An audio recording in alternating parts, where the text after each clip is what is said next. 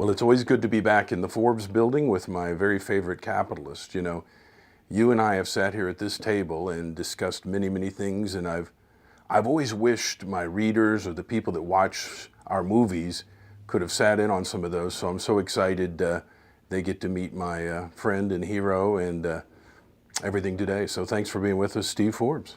It's good to be with you, and it's really the other way around. I get to get my insight and wisdom and then peddle it in Forbes magazine. Well, hey. It's called recycling, then I sell it back to you. Anything you can do, and it's probably worth recycling, and that's what they do with trash. But why do you think most people in the world, if they were instantly given 3 wishes of anything they want, virtually everyone will pick money for one of those? So why do you think that is? Well, it's human nature. Money means you can do things. You don't have to make your mind right away about what you're going to do with the money. So it opens up a whole host of possibilities. So instead of getting 3 wishes, if one of the wishes is a lot of money, you can maybe get thousands of wishes before you run through it. True. What do you think is the biggest misconception about money? Money is seen sort of like piles of gold or jewelry. Right. And people don't realize that money comes out of people doing transactions with one another. Steve Jobs comes up with the iPod.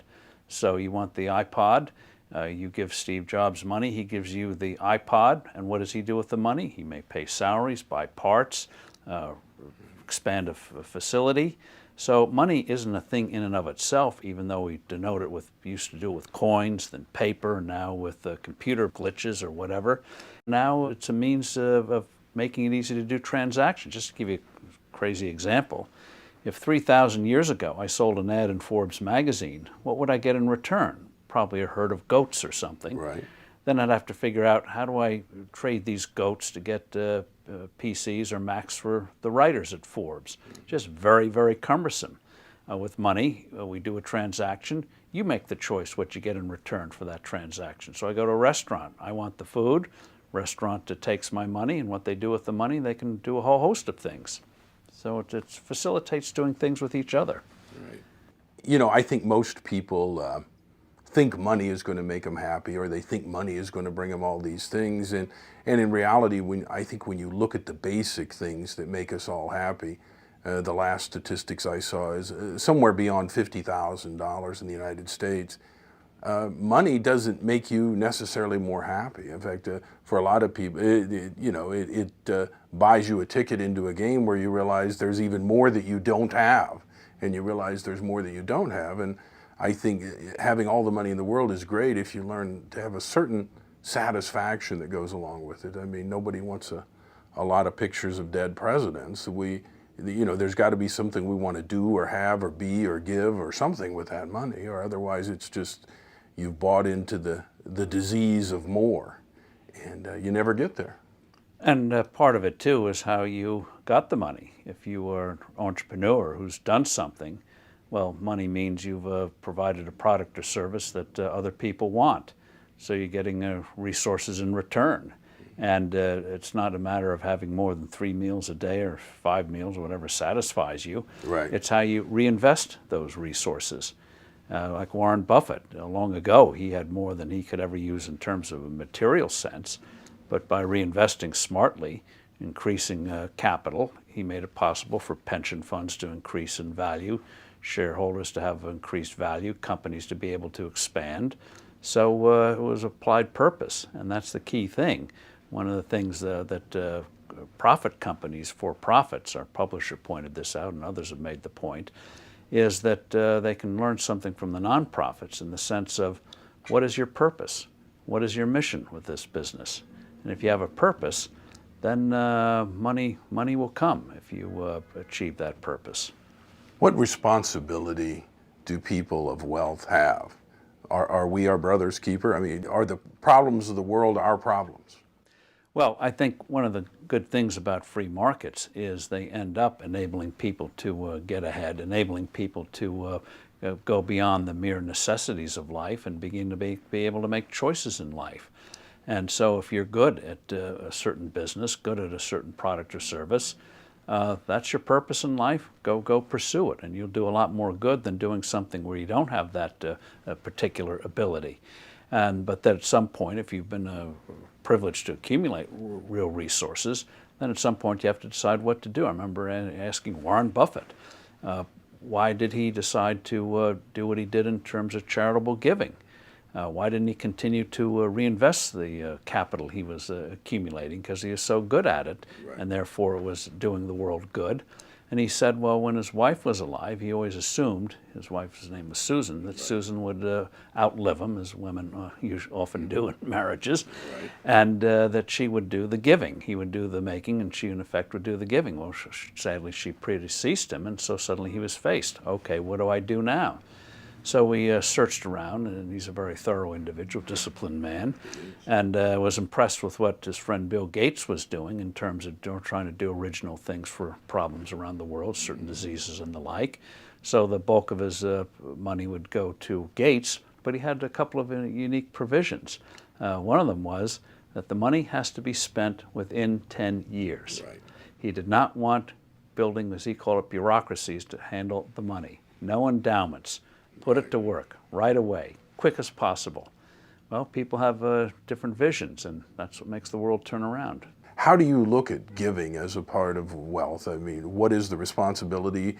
What about the whole concept of social entrepreneurship? Is there a more effective way to give it, a more efficient way to give money?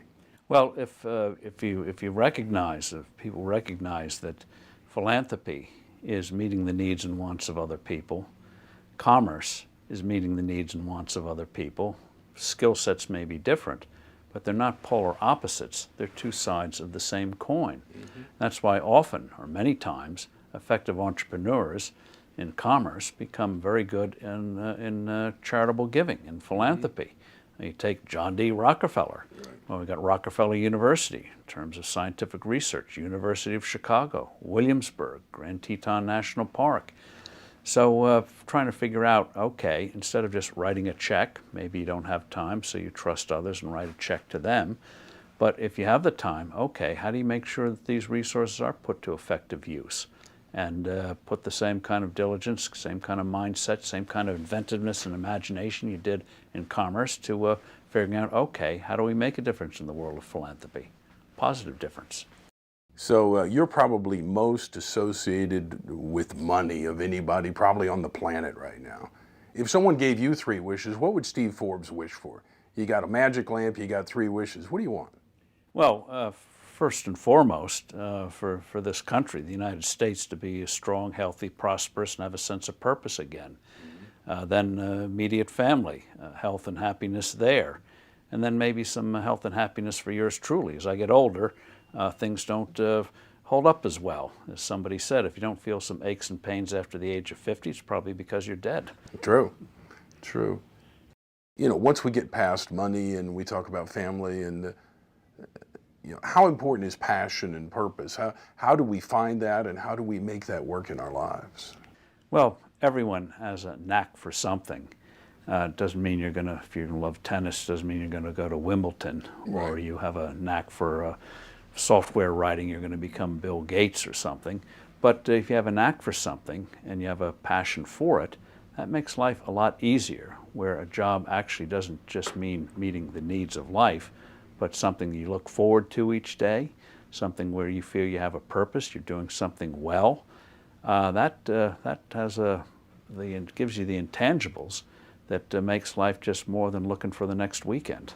I think it's great, you know, and one of the things that we have in our society and in the environment we have is success brings you the ability to do what you want with whom you want to do it.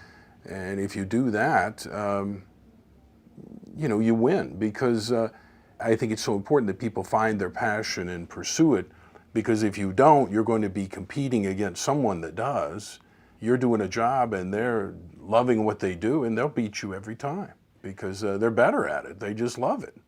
Well, they'll also, because their mind is always working on it in a positive way, figuring out how to do those things a little differently. We all know in sports, it's oftentimes nanoseconds that make the difference between the gold medal and being an also-ran. Yep. Well, same thing in life.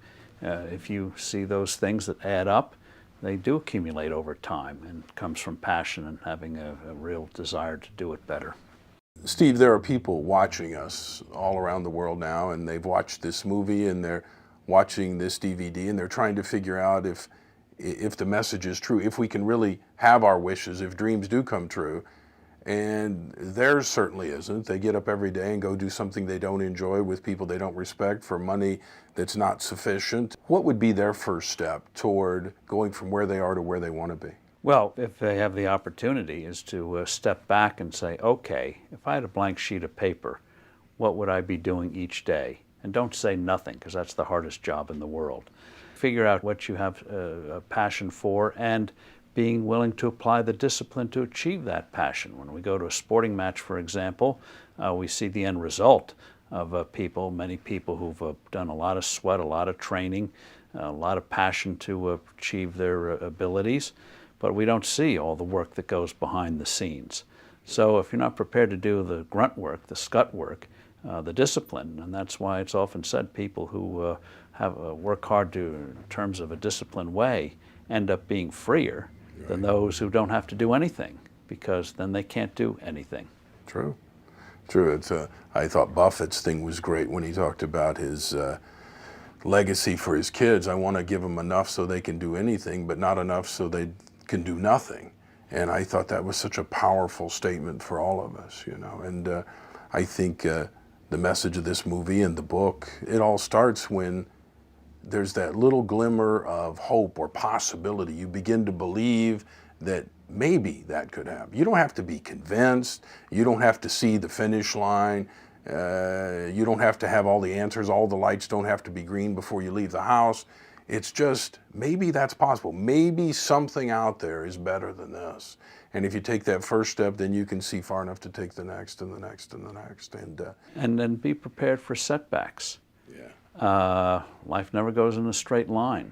There will be trade-offs. But if you realize it's not my way or no way, or I didn't succeed, therefore I do not try again, you end up being a better person, more seasoned, more mature, and better chance to achieve that ultimate goal, even if it isn't a straight line. So when we pursue our passion and our end goal is true happiness, fulfillment, what is true happiness? What is true happiness to Steve Forbes? Well, on a daily basis, it's getting something done and doing it well, whether it's a piece of copy or dealing with a personnel problem. But in a larger sense, you are concerned. What about my family? What about their problems? So you worry about a lot of things. There's no such thing as a worry-free life. It means you don't have obligations. It means you don't take on responsibilities. So understand that happiness is not just bliss and no worry. It's having the maturity to deal with those in a way where you can get some satisfaction in a job well done. See, there are people watching us that think the way I probably did at one point in my life is that Steve Forbes can't have anything to worry about.